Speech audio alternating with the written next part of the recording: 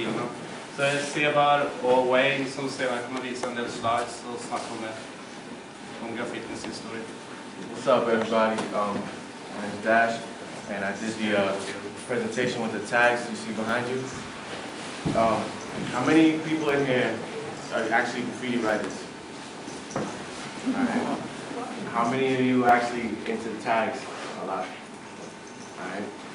Basically, the reason we did this because they wanted to organize something with like tags and the history of tags to show how important it is for tags to be recognized as a significant part of graffiti.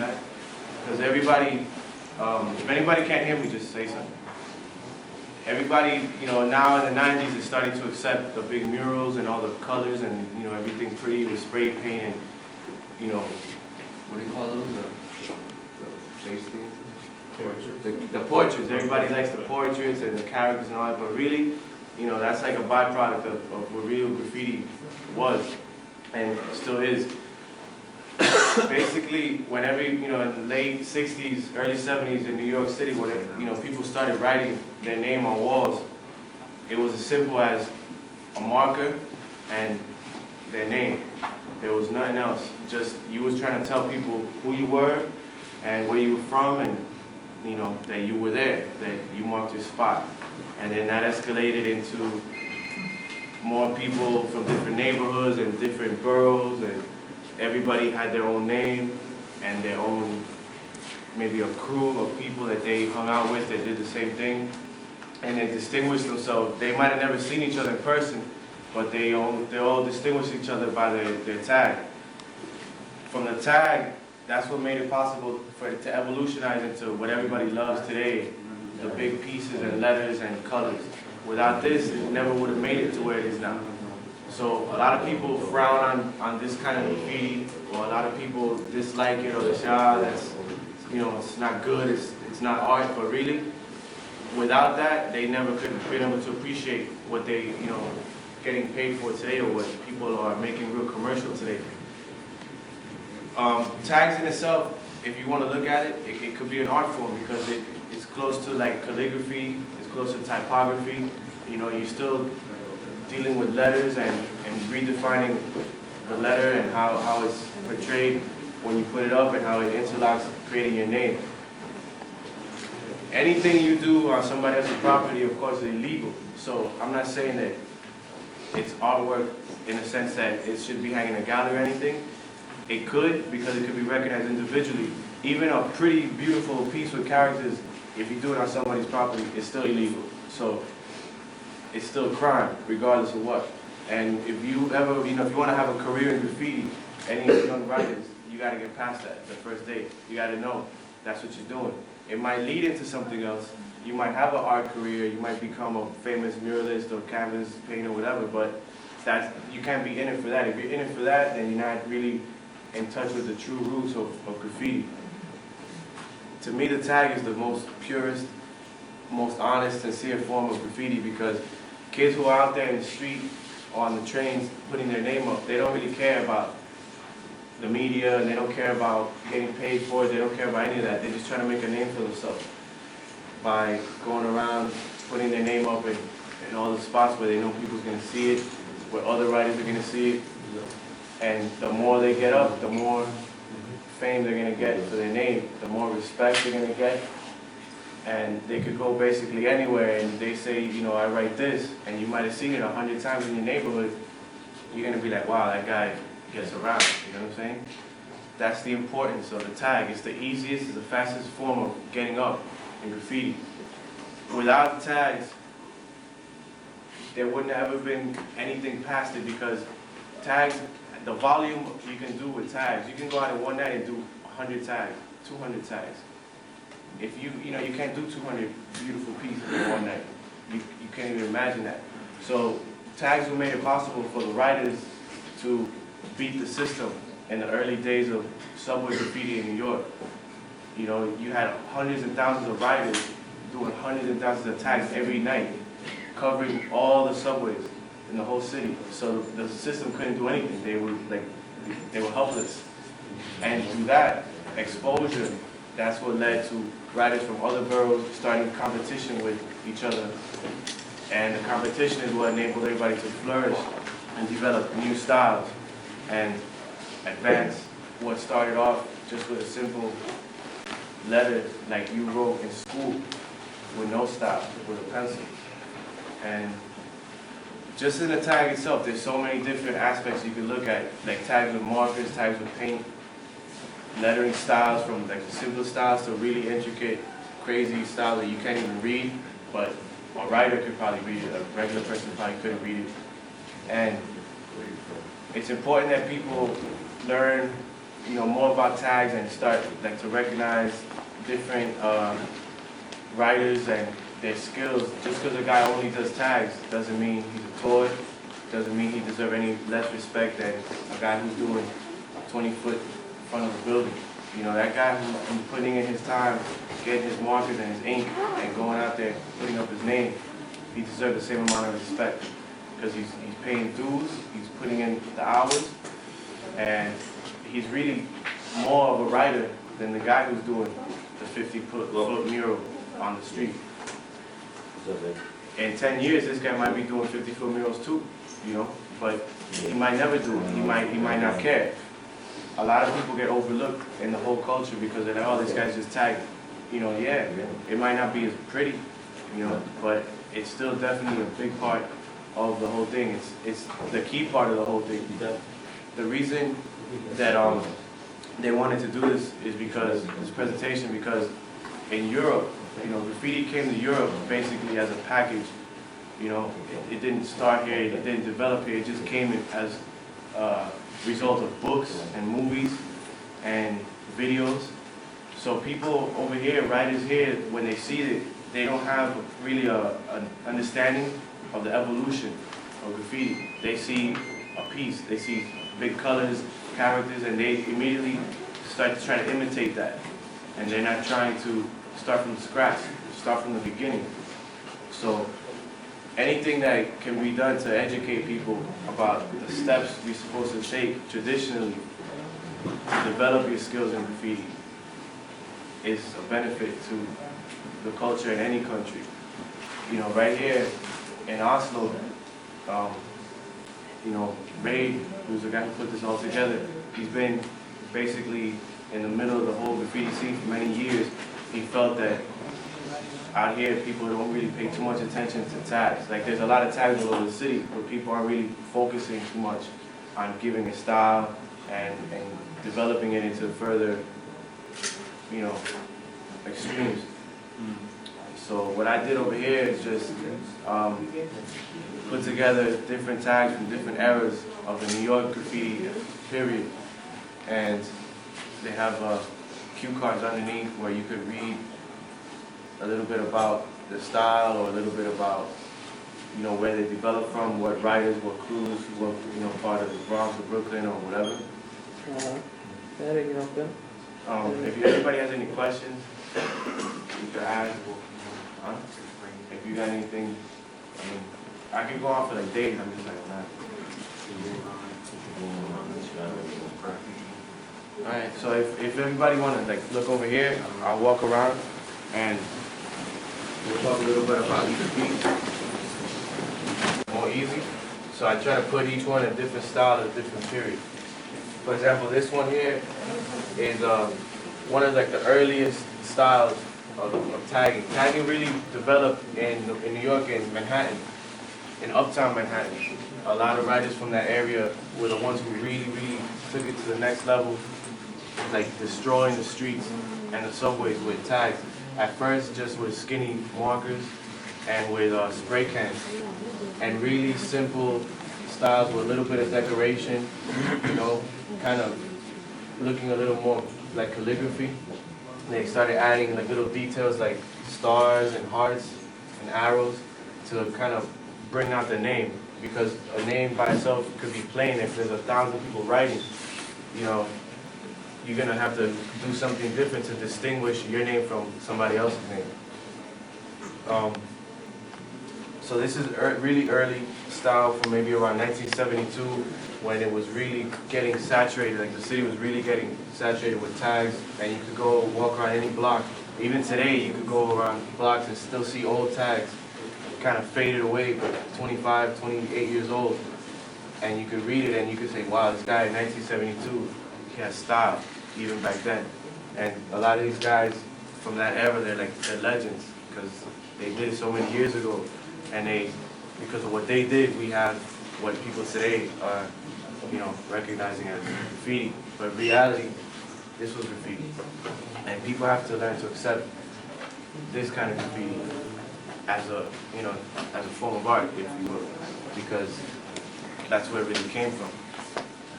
This style over here is originally a guy from Philadelphia, which is a city about a couple of hours away from New York. This guy named Top Cat 126. He moved to New York and he had this style with these letters that were like standing on a little platform, and they had these big like loops or like hats on the letters. I can't explain it. And he started this style in New York, and in New York writers from that area, they adapted to that style, and then they evolved it, and they called it Broadway elegant style, because a lot of these guys were from Broadway, uptown Manhattan. So they called it Broadway elegant because the letters were like really thin and tall, and they looked kind of like majestic, like they were kind of royal. They were like, they had platforms and they had these high crests, like they looked like kind of proper, And again, you had like the decorations, like the stars and the hearts, the halos. There used to be a TV show years ago called The Saint, like a spy show, had a little stick character with a halo over his head. And so stuff like that, like little icons like the stick man, the halo, the heart, the crown. These writers from the early period started using all these icons to like call attention to their name. Like a lot of people would write their number, like their street number, whatever street they were from. Or somebody could write first, like this guy was the first, because maybe somebody else had your name, so you might be -1 because you were the first one to write that name, and anybody else would have to pick a different number or a different name, because if not, there was going to be conflict. And this is also really early, like 70, 71, 72. This was like the very, very, very beginning of graffiti. If you look at old movies from that time, or old TV shows, you can see a lot of tags like this in the background, if you look closely.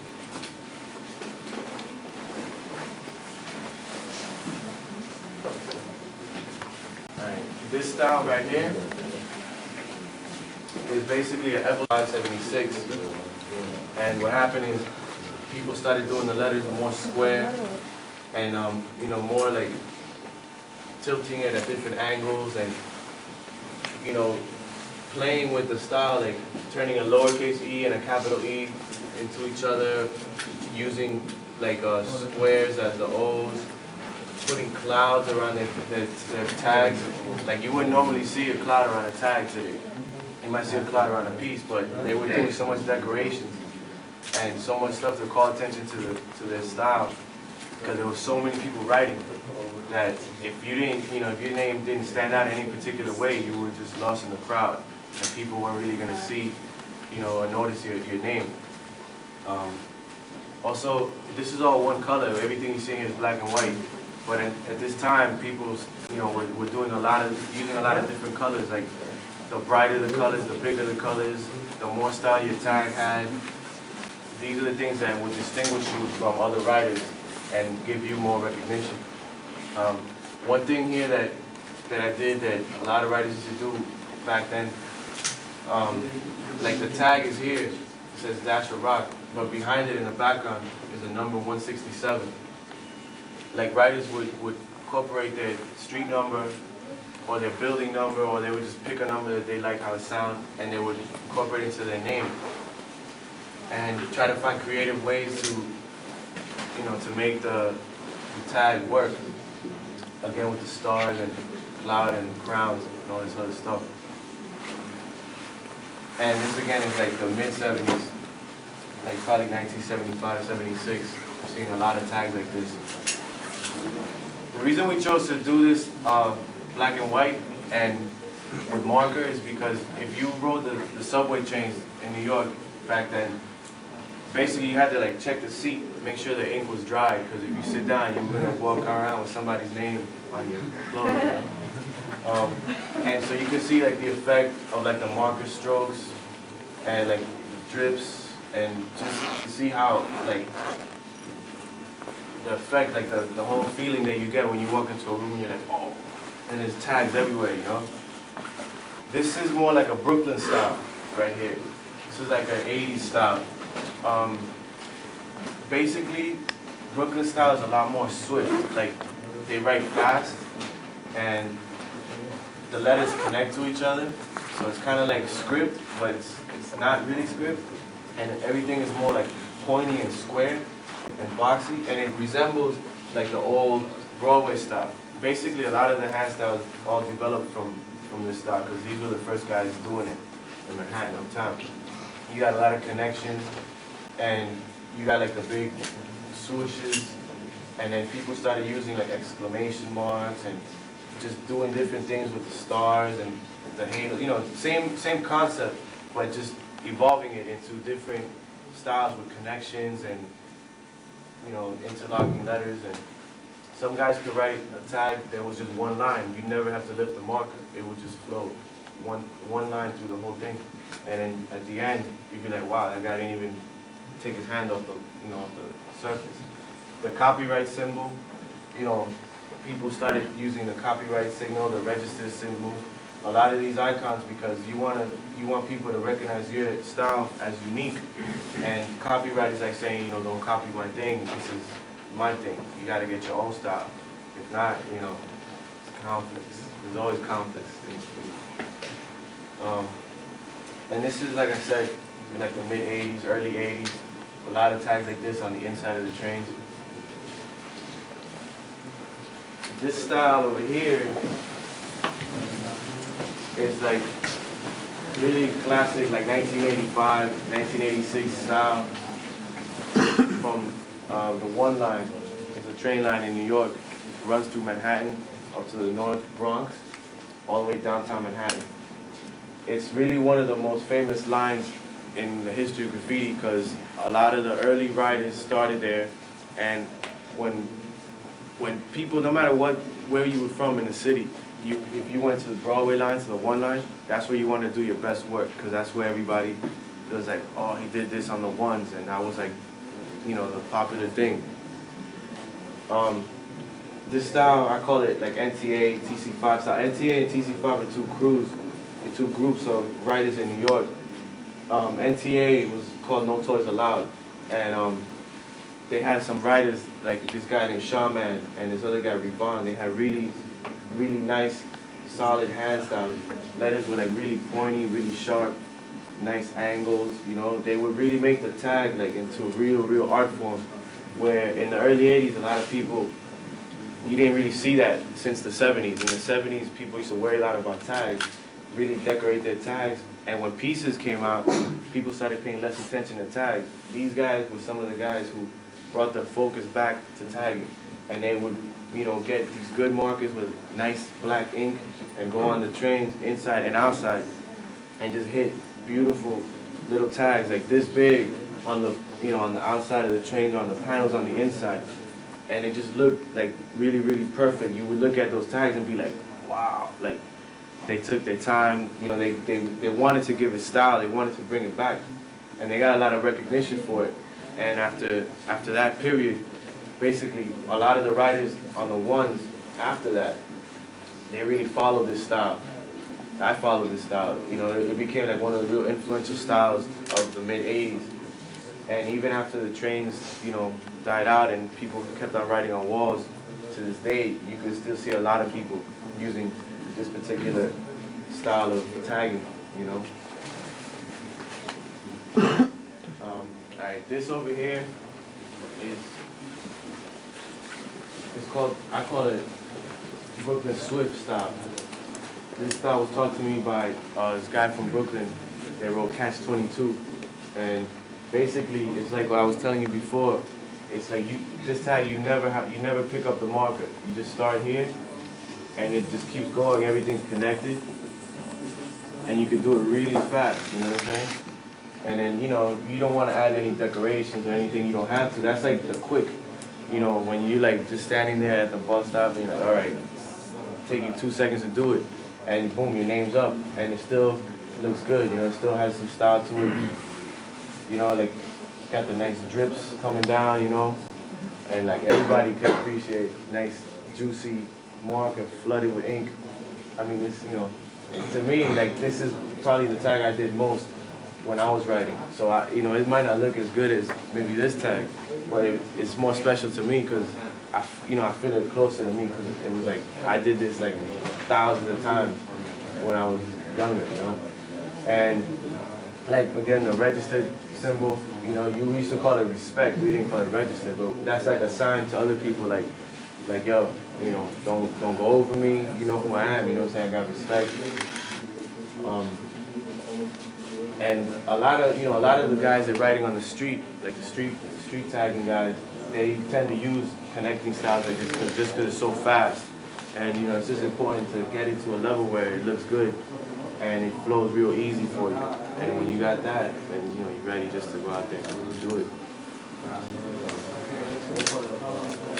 This style right here is like early 80s. There was a crew from Brooklyn, RTW, called Rolling Thunder Riders, or Rock the World. They had one guy that wrote Min 1, and he had this real simple style, like almost like so easy, like it looked like the kind of handwriting you would do in school. Like you could read it, like a grandma could read it, a little kid could read it, anybody could read it. There was nothing like complex about it. Just the way he would just put his letters, like so simple, but it still looked good. And the reason I used this, I wanted to show this because this guy was killing the trains in the early 80s. So you would basically walk into any train car and you would see a million tags that you couldn't read. But then you would see these Min 1 tags that you were like, you could see them from across the street. And it was so simple, but this guy still had style. And this guy also influenced a lot of people in the like 83, 82, 84, like the writers that came after him to like tone down their complex tagging styles to make it so simple that it would still look good, but everybody could see it a mile away. And it just, it did the same job as a real crazy style that people were gonna give you respect for, but they would just see it and like they wouldn't have to look. They'd be like, oh, there's this guy's name. But at the same time, this guy had skills that he could do crazy styles if he wanted to, but he just chose sometimes to go out for volume and do like 500 tags like this in one night, and the next morning everybody, even like businessmen sitting reading their paper or police, anybody could see it and be like, damn, that guy did it again, So this style here is basically mid-80s. It's an evolution of the old Broadway style, except instead of with the square letters, the letters are more peaked, more pointy. And it's kind of a mixture of some styles because it has like some of the Brooklyn style going on it. And this like the big R with the loops and everything, that was really like a trademark of this writer from Broadway, also called Zephyr. And he's really famous. You've probably seen his stuff in books. This guy was another master of tagging, and he was doing a lot of tags on the inside of the trains in that era. I wrote here, more square, more movement. Like as tagging progressed, like from the 70s to the 80s, basically the writers from the 70s, they were new to the marker, they were new to the kind of paint. Like the first writers, they might have had style with a pen on paper, but they never held a spray can before. So they still had to get over the whole point of control. They had to master a can of paint and then try to write their tag. So that's why a lot of the early tags would look kind of shaky, or like they weren't holding it close enough to the wall. So a lot of people are like, oh, this is 73, it's ugly, but really they had a lot to overcome. By the time it got to the 80s, like when I was writing, we had been using markers all our life. You know, spray paint was already introduced. People knew, like, and you had somebody to teach you, like, this is how you hold the can, this is how close you put it, or this is how you use the marker, this is how you hold it, put this kind of ink. So by this period, writers really had a good grip on how they were supposed to write, and you know, like the movement of the letters and the flow and the size and how you were supposed to use your space to make your name stand out. So yeah, a lot of the tags from the 80s look better, and you know, they're more swift, but you can't, you know, you still gotta understand that this came from that first one. So you gotta look at this and be like, oh, this is real cool, but you gotta say, okay, that one's just as cool, because if not for that one, then all these other ones that we came through wouldn't even have been possible. This style over here, I always try to talk about Philadelphia, Philly style, because Philadelphia is a city that had a graffiti culture almost as early as New York City. Some people even say that Philly might have been having writers before New York, but you know, that's like, no one can prove it, no one, you know, no one was there, none of us were there, so we can't really say it. But Philly had, back then they had that style that I showed you back there, where the letters were real tall and thin, which came to New York and evolved. But the writers from Philly later developed a style called the wicked style, where the letters were really skinny and tall. And this doesn't do justice to that style, because come on, it's this big. If you go to Philadelphia, these guys are doing tags like this big. Like they just go up to the wall as high as they can reach and go all the way to the floor and do these tags. And if you drive by in a car, driven through Philly, and you look around, you're like, God, they're not, you know, they're like taller than people, you know? So that has to like have an effect on like people looking at it like, wow, you know? The writers in Philly, they got a lot of style. They're not traditional graffiti letters, but they have like their own curves and their own connections. And they focus a lot on letters individually. Like in New York, a lot of writers tend to make their whole tag look like one big piece. In Philly, like if you look, each letter has its own thing going on. And then as a whole, the tag looks cool, but they really focus a lot on independent letters. They don't do too much designs around the tag. I've never seen that. Maybe an arrow, maybe a star. But if you ever get a chance to see one of these, like up close, like you stand next to it, and it's like, wow, it's almost like a piece, but it took 10 seconds to do, you know? So they definitely deserve a lot of credit, because this style developed in the late 70s in Philly, and they're still doing it today. And a lot of the new guys, they're looking at New York for style, and they're really trying to imitate what New York is doing. But like the guys who were doing this, these guys are like 35, 40 years old, and they don't care about, they're like, yeah, New York is cool, but this is us. And they're really sticking to their guns about the wicked style. So if you go to Philly today, you can still see this all over Philadelphia. It's still, yeah. These guys, yeah, most of the guys that are doing this style, they probably get it, you know. So, because that's how much love they have for it. You know, they went, they were little kids, they grew up, they have families. So on the weekend, maybe they have a beer, they walk down the block, go to the store, and then do a tag, you know. They're not living it, they're probably not like living the whole culture or the lifestyle like they were 20 years ago. But you always, once you've done this for any period of time, like a year, 5 years, you never forget it, because really, it's kind of like the best time of your life. Like when you didn't have to worry about money, all you had to do was go to school, you didn't have to pay rent, you didn't have any worry, just get paint, get ink, and go out and get fame, put your name up.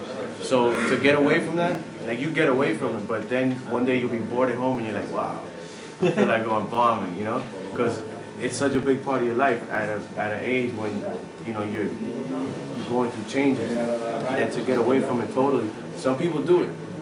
But even those people who get away from it completely, when they see you doing it, you're like, wow, you're still doing it. And then they want to do it, you know? So, whether you quit or you never quit, you're never going to lose like the urge to like want to do it. You'll see a tag where you'll smell ink and you'll be like, damn, I want to go out, because it's like, it's part of you. And the last one is this style, right? Oh yeah, I mentioned the crew, 98 and TC5. TC5 is one of the oldest crews in graffiti. It stands for the Crazy Five, School 5. These guys started writing probably 1971. They already formed a crew. Back then, when crews weren't really so popular yet, people were really independent at that point. But these guys were 5 guys from the Bronx that they formed a unit, and it survived generations, 3-4 generations of writers. This particular style, from the early 80s, really, one guy that wrote scene. There's 2 scenes. Everybody got to know the difference. There's 2 guys from the Bronx that wrote the name Scene. There's a white guy that wrote Scene and a black guy that wrote Scene. Scene, TC5, which is also known as Black Scene. He was the king of writing on the inside of the train. You could see his tag on every single train. Seriously, no matter what, he had tags on every single train. Later on, the other Scene came out, started doing big pieces and big cartoons and productions, and you know, he got a lot of fame for that too. But people who really were there and really know and really rode the trains every day, they know Scene was killing it. He was destroying the train. And he had a really good hand style, which was like really sharp, like the guys from NTA basically were influenced by this guy, who had he would just have these angles when he would hold the marker, and he would mix his own ink. He would have like 2-3 color inks, and he would just have these insane drips, and the way he would overlap his letters and the strokes of the marker and the angles he would catch with the letters, the way he would make some letters small and some letters bigger. He just had like the knack for making a tag look beautiful. And then not only that, but a lot of guys had that ability, but this guy actually went out there and put it up so much on the train that you couldn't go anywhere without getting into a train that had his name in it. So that made him really made him so popular, and it made that his signature style. Like you could see a tag like that and be like, oh, that's Scene TC5. Even if he wrote other names, because guys used to write different names, you know, not just one name. But you could tell, and even to this day, I write like this, because this guy influenced me. I'm part of his crew. So to this day, people are still trying to do a style that was mastered 20 years ago, because these guys were so intense, they were so good back then already, that it stood the test of time. Their legacy, what they gave to graffiti, still goes on today. And the more younger writers that, you know, learn and come up through the years, then the future writers will still have something to refer to, and they'll still have a background to know where everything came from, and they'll be able to take it to the next level where they're going. That's it. That's the last one. You know, I hope that you guys enjoyed the little tour. And if there's anybody that has questions, you know, feel free to ask. I know I see a lot of young guys here that are probably out there doing their thing, so that's always good. Thanks a lot for listening. Thanks for your time.